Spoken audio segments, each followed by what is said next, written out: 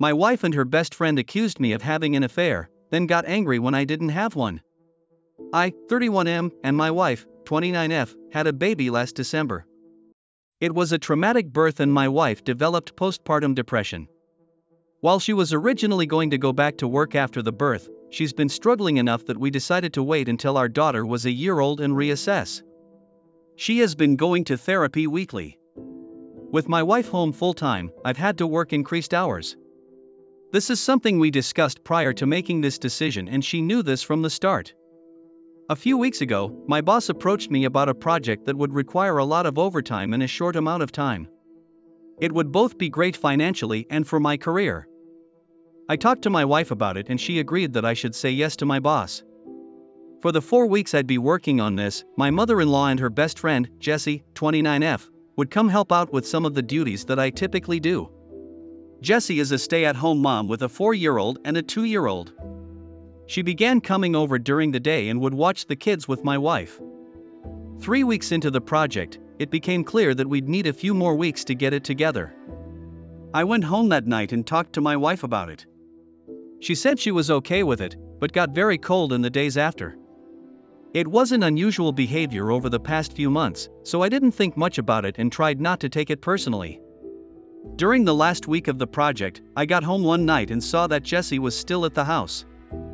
I didn't think much about it, said hi to her and my wife, and then went to go check on our daughter. Before I could get to her room, I heard Jessie say something along the lines of, "He doesn't even stop to greet you." Definitely a sign. I turned around and asked what it was a sign of. Immediately, my wife started crying and Jessie started accusing me of having an affair. She told me that I must hate my wife because she has postpartum depression and I'm not attracted to her because she gained weight from the pregnancy. Neither of these things are true.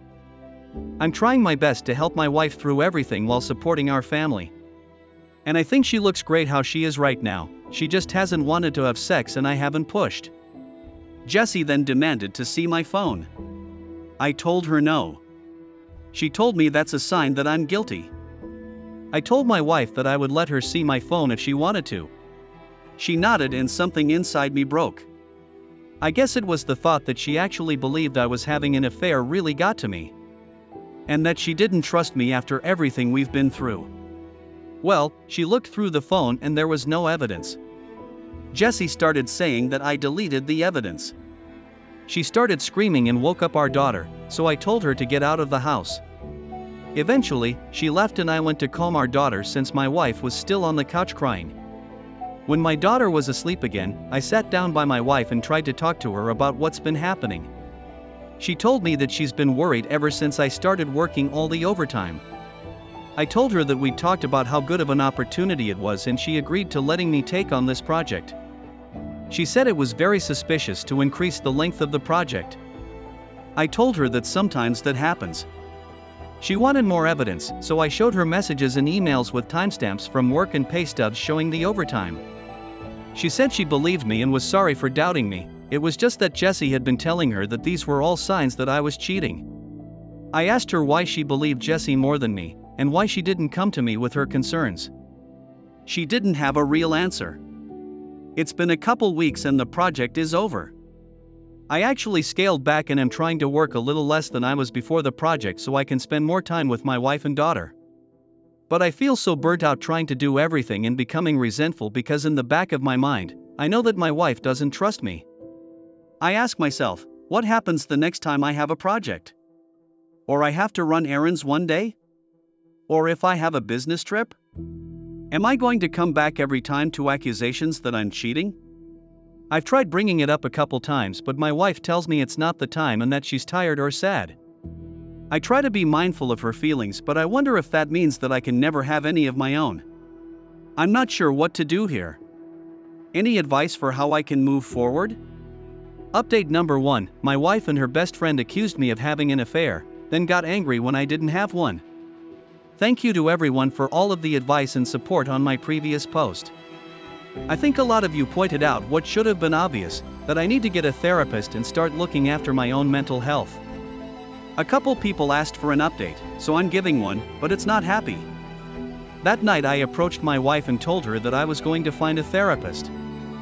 I didn't connect it to her accusations or anything, just said that I was having a tough time and needed therapy.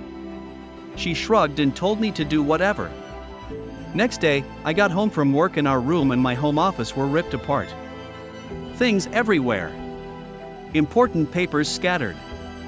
I don't see her, but our daughter's in her room crying. My wife left her alone, her cell phone's off. I call my in-laws and a few friends, but no one's seen her. I'm starting to get worried and I call my mom to see if she can babysit while I go out and look for her. Before my mom can get home, my wife gets back. Jesse's driving.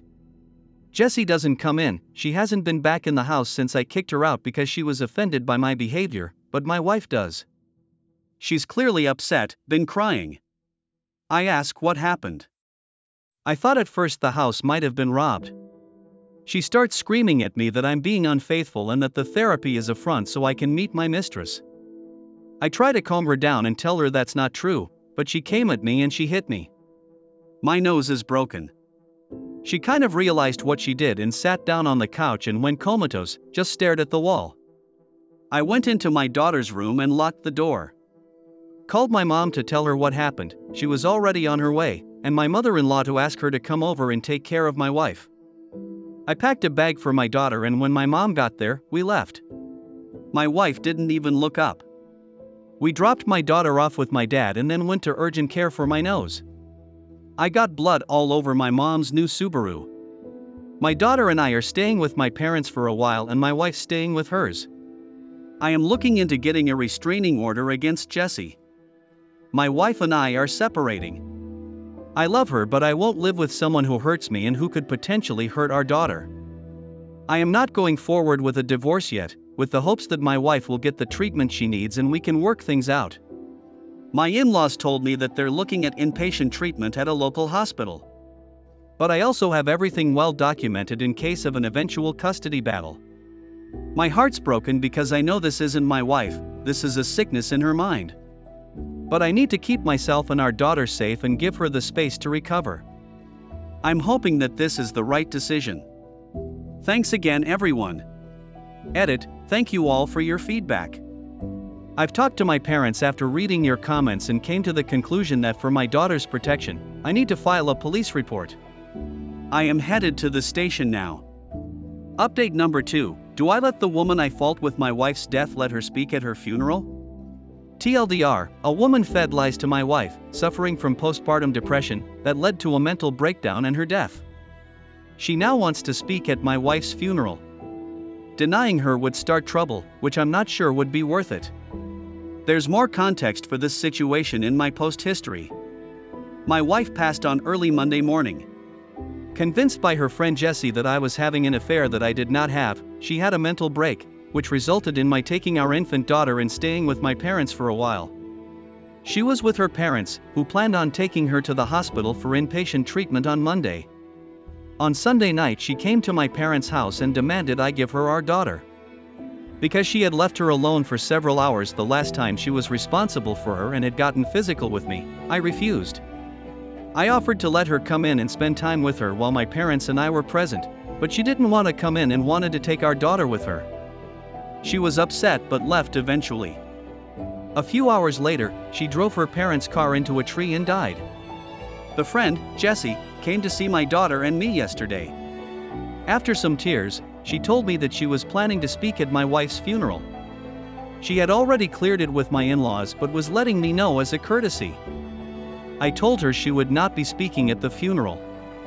We fought and she left after telling me that I was an asshole and not the only person who loved my wife. I talked to my in-laws who were adamant that Jessie be allowed to speak. She and my wife knew each other since they were kids and my in-laws are close to her. We're all very fragile right now and I fear that pushing this further would hurt my relationship with my in-laws, which I don't want. Still, the thought of seeing Jessie up there at my wife's funeral makes me feel sick. I don't think I can stand to listen to her, knowing that she took joy in my wife's deteriorating mental health and picked up my wife, leaving my daughter home alone. That being said, I don't trust myself to make the best decisions right now. My mind's clouded by grief, guilt, and fear. My parents are split on what to do and I don't have the energy to reach out to my friends. So I'm coming here again to ask for your advice. Thank you.